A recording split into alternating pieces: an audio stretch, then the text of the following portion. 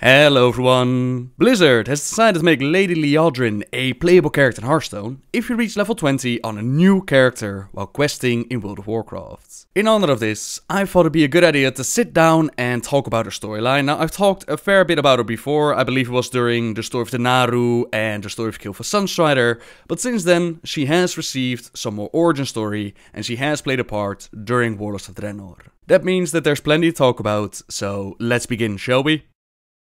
Liadrin was part of the High Elves living within Kael'thas. Now, unfortunately, the location of their city, it was upon sacred troll grounds, which turned the local Amani trolls into their mortal enemies. For many years, the High Elves would fight against the trolls, backed up by the powers of the Sunwell, a magical fountain of power, enabling them to hold their city, but the troll numbers were great. The High Elves realized that they needed help against the trolls, so they asked the human tribe led by Thoradin to offer their aid. Together, the humans and High Elves were able to put an end to the so-called troll wars, shattering the Amani Empire and securing the land for the High Elves. However, this defeat did not mean the complete end for the Amani trolls, and many years later, Zul'jin started to unite the tribes under his leadership. This is where Liadrin's story begins, as she's captured by the Amani while investigating one of the runestones who've been malfunctioning. These runestones protected the High Elves, disabling others from casting magic, while still granting them full access to their own powers. With her was the spellcaster Darkandravir and her apprentice Galel. Galel was wondering why the trolls simply hadn't killed him yet, and Liadrin understood that he was still young, he hadn't seen that much of the world. She knew that trolls were keen on practicing dark rituals, were probably preparing one of them, and as they were held captive, another was brought in. Lor'themar, lieutenant of the Sunstriders at the time, he'd been with his party and they were overtaken by the trolls. When he woke up, his comrades were dead, he was taken captive, and as they discussed the situation, the trolls prepared a brazier with green leaves, igniting a fire slowly creeping towards it, and the High Elves captive, they knew what was coming. They informed Lor'themar that this was meant to pacify them, and before the smoke filled the chamber, Lor'themar promised them that if the opportunity would arrive, if he could make a move, he would get them out of there. All or none, and they all agreed before the black smoke filled the room, entered their lungs, and took their minds. Visions assaulted Liadrin. Two of the wooden masks shot out and floated into the air, calling her guilty, guilty, guilty. Guilty for making the trolls hide like animals. Guilty for killing their brothers and sisters. Guilty for thinking that they own everything. And guilty for being foolish enough to think that they were going to succeed where others had failed. As Liadrin looked at her companions, horrible images assaulted her senses. She saw Lor'themar bathed in flames, Darkan as an animated corpse, and a large chunk of Galel's skull fell down on the floor, blood pouring out as he said, "Sometimes it sounds like children screaming, hundreds of them." So far, this voodoo magic had prevented them from focusing enough to cast spells, or as Liadrin was a priestess, connect to the light, but an opportunity to escape presented itself as Zul'jin himself entered their prison and started interrogating Lor'themar. He wanted to know how to overpower their runestones. He wanted to know everything about their Sunwell and its defenses. None of them were willing to talk, of course, which Zul'jin had expected, so he started to skin Lor'themar, cut him open just below the navel, and thrust his spindly fingers into the open wound. Lor'themar screamed, but Galel had been able to loosen his bindings around his wrists. He freed himself as the trolls were eagerly watching their leaders work, picked up a spear off the wall, and he started the fight. Lor'themar took full advantage of the opportunity. He used a miniature blade that he carried under his belt to cut himself free, while Liadrin finally gained enough of her senses back to reconnect to the light. She focused on all the pain and horror she had felt in the past several minutes, and she redirected them into the mind of Zul'jin. The troll clutched his skull as he suffered a wave of pain, paranoia, and terror. Darkan had been able to focus in this time, collect his powers, and he used his magic to teleport them all away. This event took place before the first Horde invaded Azeroth, but as they did, the orcs, they allied themselves with Zul'jin and his trolls, with the promise of finally wiping out the High Elves, as well as conquer the world. Unfortunately for the trolls, things didn't go according to plan. Even though the orcs had been able to enslave the Red Dragonflight, not even their amazing power would be enough. Kael'thas, its magical defenses, empowered by the Sunwell, were impenetrable, and their capital city remained safe. The Horde instead focused their efforts on Lor'themar and its capital city, while Zul'jin with a bunch of his fellow trolls that were left behind to keep on fighting. Despite all odds, Zul'jin was captured by Hal'dan Brightwing and his elves, but Hal'dan, he didn't know what to do with him, and they couldn't reach anyone in a higher position to make the call. To kill some time, the High Elves unleashed their fury and wrath upon Zul'jin, making him pay for all the suffering, all the lives he had taken over the years. They even took one of his eyes until Liadrin could take it no longer, and she urged Hal'dan to just kill the troll and be done with it. This torture left a bitter taste in her mouth. Hal'dan explained that it was not his decision to make, but before they could do anything else, a band of trolls attacked their camp, giving Zul'jin the opportunity to cut off his own arm and make his escape. The Horde would eventually be defeated by the alliance of Lor'themar, and Liadrin and those who had been captured with her all those years ago, they'd moved up in the world. She herself had become a high priestess, Galel had become a full and proper priest, and Lor'themar had been appointed as Ranger Lord. Only Dar'kan had been unable to obtain a higher rank of Grand Magister, and probably because of his selfishness and abrasive personality, and this ate at the spellcaster made him do the unthinkable. Reports of the plague spreading across Lor'themar had reached even the High Elves, the purge of Strathholm, the rumors of the prince returning home and killing his own father. The elves had stayed away from this conflict. They thought that it was best to leave the humans to deal with it on their own, as they had their Sunwell and their magic to protect them, but this would turn out to be a great mistake. Dar'kan sold his people to Arthas as he informed him about the defenses of Kael'thas, the 3 magical moon crystals required to lower the magical defenses, and not even Sylvanas Windrunner was able to stop the army of the undead. She was turned into a banshee, forced to watch as her kingdom fell, forced to fight against her own people, and Liadrin was shaken to the core as she witnessed the banshee and the army marching upon their city. As they felt the gate fall, the order none of them had ever expected to hear was given. They had to fall back, retreat to the Sunwell, and keep their fountain of power safe. They didn't know that they had been betrayed from within, of course, that Dar'kan had already slain their magisters and used spells of binding to keep them away from the Sunwell. They didn't know, and nothing would stand in the way of death. Galel, he was ordered to fall back and help evacuate the children. They set sail, and from their ships they watched the city burn, but even these innocents were not spared. A great wave of stone-skinned gargoyles assaulted their ship, sent them to the bottom of the sea. Galel was picked up by one of these flying undead as he could hear the terrified, agonizing screams of the children. They were sinking, slowly drowning, unable to escape from below the deck of the ship. Galel grabbed his dagger and stabbed the gargoyle where he believed his heart would be, and both of them crashed out of the sky towards the water below. The last thing that Galel heard before merciful darkness overtook him were the screams of the children. Meanwhile, Liadrin tried to steel herself and remain calm to keep her connection to the light strong. There was a great sea separating the Scourge army from Kael'thas, but nothing would stand in Arthas' way. He picked up the Runeblade Frostmourne, tossed it near the edge of the water, and the icy magic from the Runeblade did the rest. For miles, water turned to ice, allowing the undead forces to advance. Not even the arrival of King Anastarian Sunstrider and his legendary blade Felamalorn could hold against the prince, and Liadrin was forced to watch it all. She tried to use the light to heal and empower her people. She did her very best, but the light simply wasn't enough. Her breaking point came when her mentor, High Priest Vendalor, was murdered by one of the Scourge abominations. This man had been more than just a mentor and a teacher. He had acted as her father after her parents had been killed by trolls, and now this beloved figure had his spine severed. With an anguished cry, Liadrin dropped to her knees and more desperately than ever before sought the powers of the light. But in her frenzied state, the light's radiant bliss was beyond her. Vendalor's longtime friend Belovir, he avenged his death by casting a spell, destroying the abomination from within, and as an act, a final act towards his old friend, he used his powers to teleport Liadrin away. Liadrin's form dissipated, sparing her the sight of the undead closing in, surrounding the Grand Magister, and unceremoniously tearing him apart. Citizens of Silvermoon, I have given you ample opportunities to surrender, but you have stubbornly refused. Know that today, your entire race and your ancient heritage will end. Death itself has come to claim the high home of the elves. Now arise, Kael'thas, and serve the Lich King once again.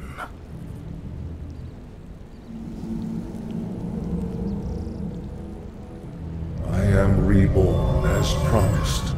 The Lich King has granted me eternal life. There was nothing the High Elves could do, and Arthas used the powers of the Sunwell to resurrect Kel'Thuzad into a Lich. Darkhan, against his new master's will, had already sampled from the powers of the Sunwell, and its corruption now greatly affected him. It didn't matter to Arthas. He knew of Darkhan's ambitions and lust for power, and he granted the mage exactly what he wanted, as Frostmourne plunged deep and Darkhan returned as an undead to serve his master's will. After this, Arthas and his forces moved on, leaving the High Elves to pick up the pieces. Their prince Kael'thas returned home, and he examined the damage done to his kingdom. He said farewell to his father, and he examined the Sunwell, and they came to the conclusion that its powers were now contaminated by Arthas' actions. They had to destroy the Sunwell for the corruption would spread into their people. And on top of that, Liadrin had also returned home, but with her came the news that the trolls were gathering their forces and they were making ready for an attack. Zul'jin had always been interested in the powers of the Sunwell, and after witnessing the Scourge doing what they had been unable to do for years, now was the time for the trolls to make their move. Kael'thas figured that if that was the case, then they would give the trolls exactly what they wanted. Blow up the Sunwell, and with it, the remaining undead left behind on the island, as well as the invading trolls. Kael'thas, together with Romaf and Astalor, they would have to focus on their spell work, while volunteers would hold the attacking forces at bay. Many volunteered to join the fight, amongst them Lor'themar and his Sunstriders, but even Galel offered his healing skills. He had been found, washed ashore, and he spent weeks simply staring at the wall, unable to speak, unable to do anything. The things that he had seen, the screams of the children, had done some immense damage to him, but for this, he would do his best to reconnect to the light and fight with them. Liadrin also joined the party, but not in a role as High Priest. Liadrin's voice turned acrid. What good is a force that fails to perform when it's most needed?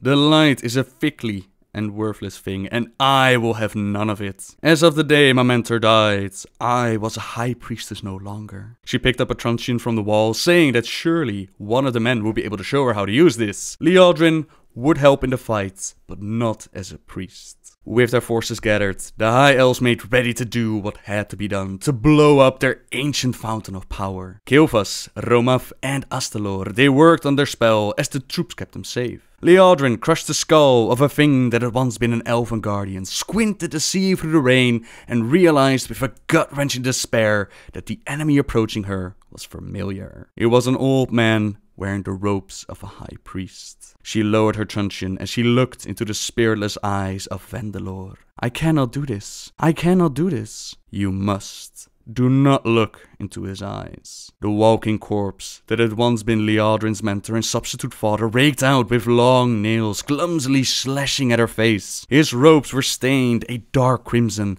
and the center of his chest was nothing more than a ragged, maggot-infested concavity. The former high priest cursed the light, cursed it with a passion that defied all she had once held to be righteous and true, and buried her truncheon in the side of Vandalor's head. She heard his neck pop. The corpse stumbled, then lurched forward. Liadrin adjusted her grip and rotated her entire body into the backswing, then swung a third and final time, successfully wrenching the old elf's head from his shoulders. As the thing that had once been Vandalor fell, Liadrin raised her head to the sky and screamed into the downpour. Meanwhile, Kael'thas finished the spell and they teleported the people out of there, and the powers of the Sunwell were turned against the trolls and the undead.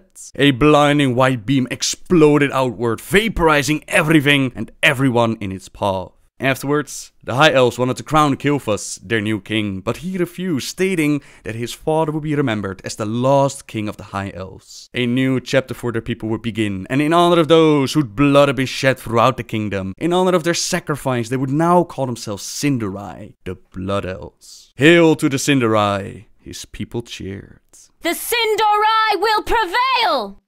5 years passed, and during that time, the Blood Elves found out just exactly what price they paid when they blew up the Sunwell. Over the years, they had become so dependent on it, addicted to its power, that no longer having this steady source of magic caused them agonizing pain, and they were suffering from withdrawal. Kael'thas had allied himself with Illidan's Stormrage, and Illidan showed the Blood Elves how to drain magic from objects or even living beings. This allowed them to survive, to keep going on day at a time, but the hunger would always return. born. Liadrin had spent her time hunting the undead from their lands, and she found crystals waiting for her outside the door, ready to be drained and sate her hunger for a bit, given by an unknown benefactor. Lor'themar had risen to the rank of Regent Lord, and in the meantime had his own adventures with Anvina and the betrayer Teron'Gor. At the end of that story, they believed that Teron'Gor was defeated, vanquished from the world, but as it goes with the undead, they don't stay that often, and Liadrin knew that Teron'Gor was out there. She wanted to make him pay for his betrayal, and she would soon be given the power to make that happen, since Kael'thas and his forces had found an incredibly powerful being of light, a Naru called Mu'uru. They had worked on a way of forcing this being to give up his holy power, drain the light from it,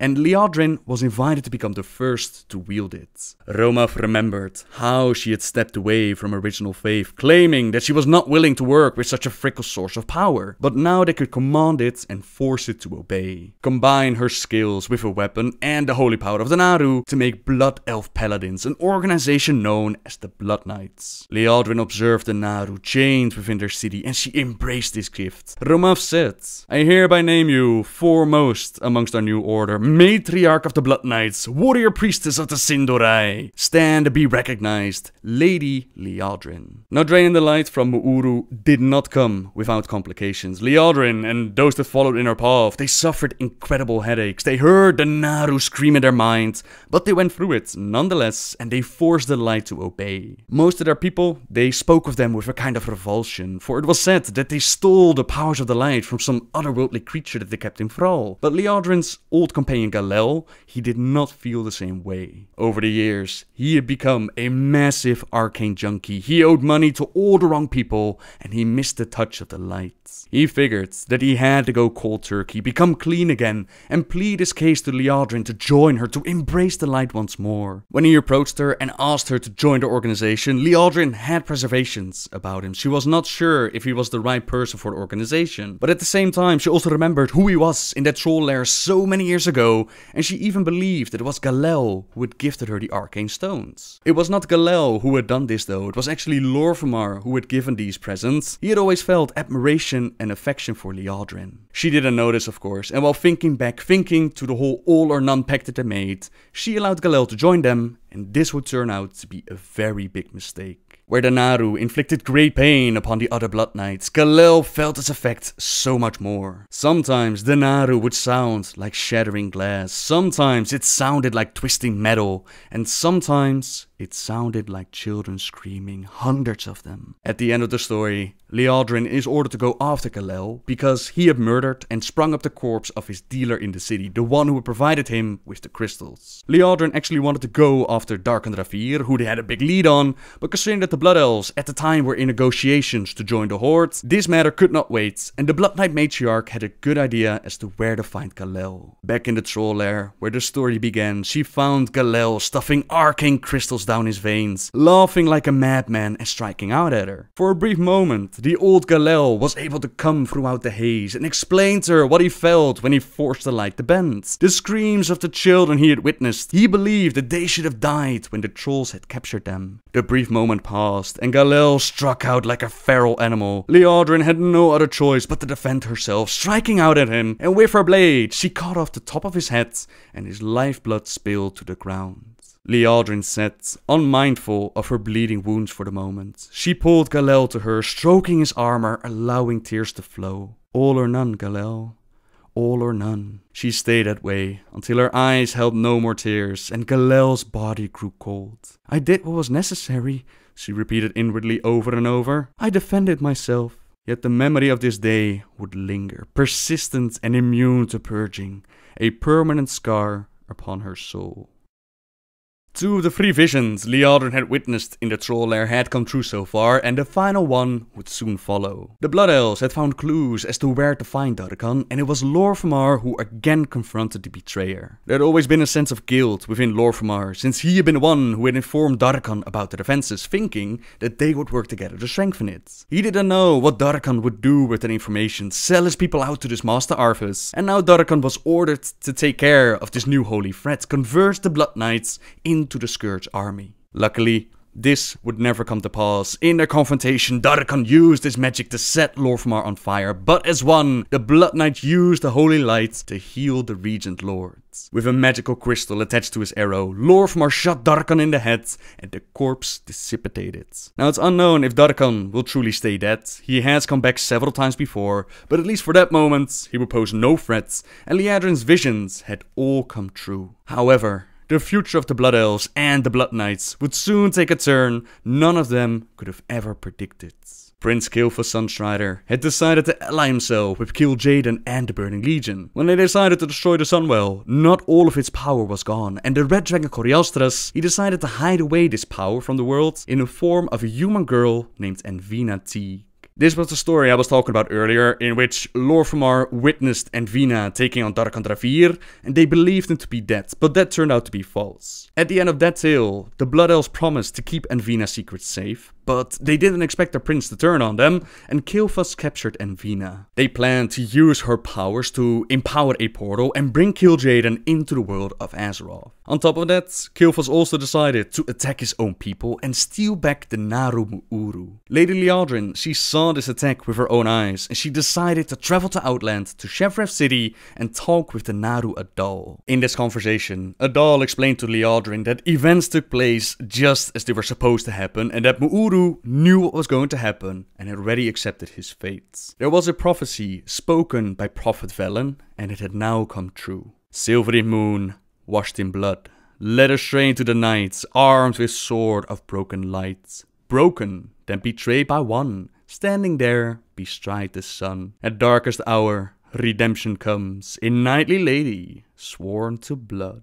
Liadrin realized that Kael'thas was a false prince, and she renounced her loyalties to House Sunstrider and decided to join Adal and the Shatterstone Offensive in their battle against Kael'thas and Kil'jaeden. Together, we assaulted the Isle of Quel'Thanas, we unlocked it piece by piece, and within the Mage's Terrace, we found Kael'thas and we took care of him. Plans were already in motion though, and Kael'thas believed that we would not be able to stop Kil'jaeden and the Legion, but of course, he was wrong. We entered the Sunwell Plateau, we took on everything in our path, and we even took down the Naru Mu'uru, who had been so drained of his light that he had transformed into the void god called Entropius. The Blood Elves had taken the light out of this holy being, he was consumed by darkness, yet not all hope was lost. Once we defeated Kil'jaeden himself, prevented him from entering the world, Velen shows up, holding the core of Mu'uru. Mortal heroes, your victory here today was foretold long ago.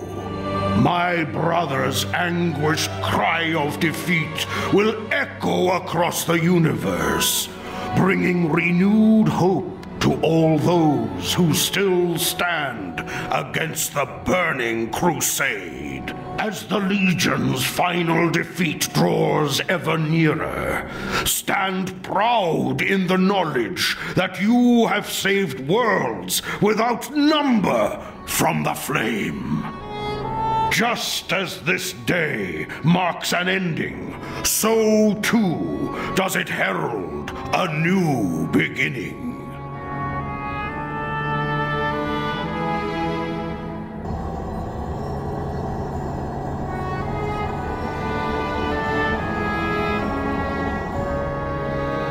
The creature Entropius, whom you were forced to destroy, was once the noble Naru, Mu'uru. In life, Mu'uru channeled vast energies of light and hope.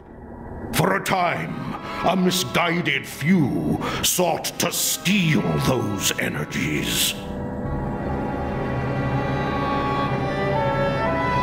Our arrogance was unpardonable. We damned one of the most noble beings of all. We may never atone for this sin. Then fortunate it is that I have reclaimed the noble Naru's spark from where it fell. Where faith dwells, hope is never lost, young blood elf. Can it be? Gaze now, mortals, upon the heart of Mu'uru, unblemished, bathed by the light of creation, just as it was at the dawn. In time, The light and hope held within will rebirth more than this mere fount of power. Mayhap they will rebirth the soul of a nation. Blessed ancestors, I feel it. So much love, so much grace. There are no words. Impossible to describe. Salvation, young one. It waits for us all. The Sunwell itself has been reignited, offering the Blood Elves a new source of power and perhaps even a future. Liadrin claims that they may never atone for their sins, and unfortunately, she and the Blood Knights, they didn't see a lot of time in the story after these events. There was a minor conversation with the whole Quel'Dalar questline during Wrath of the Lich King, in which Liadrin says, "My brothers and sisters, words cannot describe what I felt upon seeing the Sunwell rekindled. In that moment, the light revealed to me the truth of the terrible things I had done. Our people had walked a dark path, and mine was amongst the darkest of them all. But the light showed me that I was not lost. It helped me to find the strength to survive, in spite of all that had happened and all the evil I had wrought. It is a strength that we Sin'dorei all share. It is a strength that we will need to free ourselves of the addiction ravaging our people. It will be the most difficult battle we have ever faced, but our resolve and the power of the Sunwell, it will sustain us until we've been restored to our greatness." Interestingly enough, even though the players were able to restore and obtain Quel'Dalar during Warlords of Draenor, Liadrin, she joins us in this alternate reality, taking the battle to the Iron Horde, and apparently she is the true owner of the legendary Quel'Dalar. On alternate Draenor, Liadrin and her Blood Knights, they fought against the Iron Horde. They assisted in the defense of Auchindoun in Talador, and they even went to a whole different planet to try and stop Gul'dan and Teron'Gor. I lend you my strength, Master. Lord Mongrathod, hear my call. This mortal threatens the Master's plans. Come, Teron'Gor. Our contact has provided another entrance to Auchindoun. Your feast of souls awaits. Your suffering will be legendary. You won't stand alone. The light gives us strength. Mongrathod is left behind to keep us busy, while Gul'dan and Teron'Gor, they make their way back to Auchindoun. A fierce battle erupts with Maladar and Liadrin working together against the demonic forces. Vermin!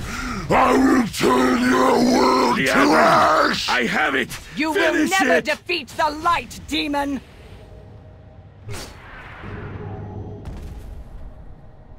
Let's go. They went through that portal.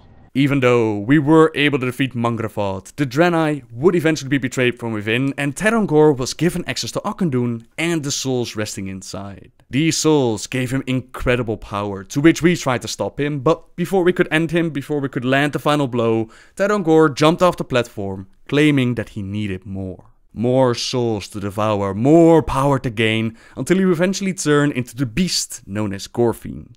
In the meantime, Gul'dan and his Shadow Council, they've been very hard at work, and while we dismantled the Iron Horde, Gul'dan saw the opportunity to take control. He gave the remaining orcs a second chance to join him, offered them the demon blood once again, and this time the orcs willingly joined his demonic forces. Liadrin and her Blood Knights, they began searching for a way to cure Gul'dan's fell orcs, while also discovering what exactly had happened to Teron'Gor. We went under Auchindoun, we witnessed the glorious being known as Gorfiend, just before he's teleported out and taken to the Hellfire Citadel. This is where we made our stand against Gul'dan's horde, against Gorfiend and anything that they pitched against us. Even the mighty Archimond was not able to hold against our might, but unfortunately Liadrin did not play a part in these events. This means that we've come to the end of our story, at least for the moment. Only time will tell what Liadrin and the Blood Knights might face in the future. Perhaps they'll dive further into the relationship between her and Lor'themar, and perhaps with time they'll actually find a way to atone for their sins and heal the scars on her spirit. Liadrin's life has not been easy. The Blood Elves have made some very difficult choices, but throughout it all they persevered. They did anything they had to do to make sure that their people, their legacy would live on. Time will tell what the future is going to bring, and if you want, you can now obtain Liadrin as a playable character in Hearthstone. In order to do this, you'll have to level up a character to level 20 in World of Warcraft, and I've seen reports from people claiming that the final level has to be obtained with a quest. Reaching level 20 in a dungeon apparently doesn't count, and you can obtain this on a trial account, so if you only play Hearthstone, you don't have to buy World of Warcraft if you don't want to. With that, ladies and gentlemen, I have nothing more to say, so as always, thank you very much for watching everyone. I hope you enjoyed it, subscribe if you like my videos, and until next time guys, see ya!